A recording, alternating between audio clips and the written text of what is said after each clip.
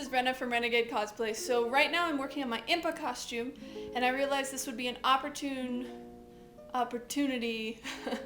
to show you guys how I do applique designs. This is the same method that I used on Midna. It was taught to me by Elrowiel, who is a member of Team USA 2014. Woo! So yeah, I'm gonna show you what I do. I've already kind of started the process,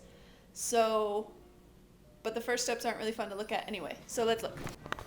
So here's what my workspace looks like on my counter. What this is right here, I've already kind of started, but let's see, you can see the dot right there, the pupil, I guess. Underneath the bottom layer is a printout of the design. So the first step I do is I create a digital rendering of the design from the game. I usually use Adobe Illustrator. And then I print that out and tile it together so that it all lays nice and flat. And then on top, this is called decor bond. It's sometimes called craft fuse. It's just like a really heavyweight interfacing that one side, let's see, here's a piece of it. I don't know if you can see, but this side is shiny. This side is not. So I reverse the design and I trace it onto the not shiny side. So that's what I'm doing right now. I just use a pencil. I usually like to use pencil because pen, especially red pen, likes to come back and haunt you on this. So I'm going to finish tracing this and then you'll see the next step. Okay, now you can see a little more clearly. This is the printed design and that is where I've traced it onto the decor bond. The next step is to cut it out. So now I've got the design cut out of the craft fuse, and the next step is to iron it onto your fabric of choice. Let's do it. Okay, so now it looks pretty much the same, but if I pick up the edge of the fabric, you'll see that this white design is now, whoa, losing control, is now actually attached to the fabric. Kind of like heat and bond. It's not that strong, see, you can see it's kind of coming off. I'll want to heat it down again, but it's enough to give it some structure. So the next step is to cut it out again. Okay, now you can see that I have cut out the pieces. So this is the back side. When you iron them on, make sure you do shiny side down, otherwise bad things will happen. So if I, let's see, flip a piece over, you can see it's just the gold fabric on that side. My camera doesn't really know how to get in focus that close. But you can see I haven't left a lot of room. There's my finger for comparison. I have not left a lot of room around the edges. But you do want to leave some room because the next step is to melt the edges. Alright, the next step, and excuse my voice, I have a bit of a sore throat today. The next step is to melt the edges of your pieces so they won't fray. So there are my pieces. And this is a craft heat tool or a wood burning tool. Mine has variable heat, so I can adjust the heat settings. Most of the people I know don't have variable heat and they get along just fine.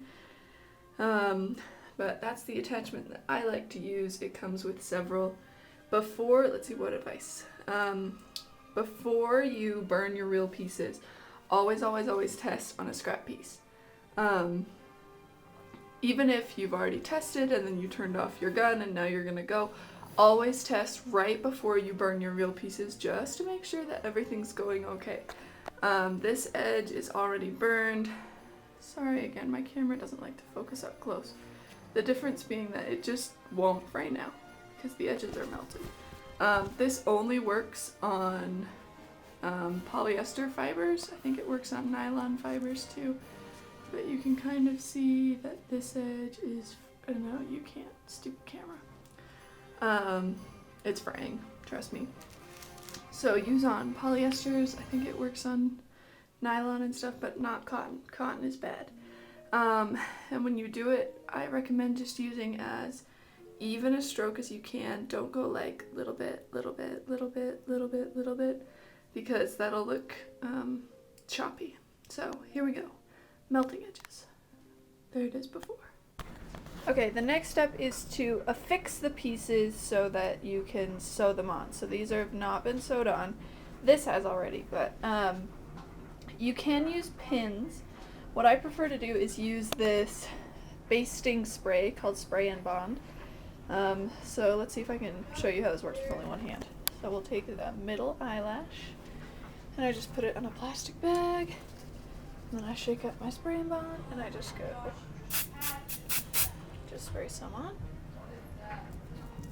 and then you take it back, and you carefully place it right where you want it.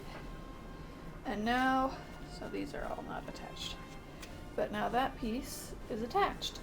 This is not heat and bond. It is not strong enough to stay on. It can be peeled off fairly easily. And if you bully it around in your sewing machine a lot, it'll come off. But it works for this, and it holds it in place so that you can stick it down. And I like it a lot better than pins, because you can lay it out flat. It's a little bit harder with big pieces. With this big piece, it did want to buckle up a lot, but I still like it. Okay, so now I'm gonna sew it. Okay, now the whole design is stitched on. Let's see. I know my camera doesn't like to get in close, so I don't know if you can see the stitching because my camera hates to focus. But the key is to stitch as very close to the edge as you can. Here, I'll show you the inside. So that's what the inside looks like. And you just stitch as close to the edge of the design as you can. And then it stays on and looks pretty cool. I just have to add the other parts and we'll be a little bit closer to having a costume. Woohoo! Okay, that was a super brief tutorial on how I do applique, and that second day when I said I had a sore throat, turns out I also had a fever. So if anything didn't make sense, or you want to see something more in detail, or you just have questions, please feel free to check out my Facebook page and message me, or email me, or leave a comment in the here on this video. I will also leave a link to Elrowiel's tutorial in the description of the video. Hers is text and picture, and it's really, really helpful. And I hope you learned something. Happy cosplaying!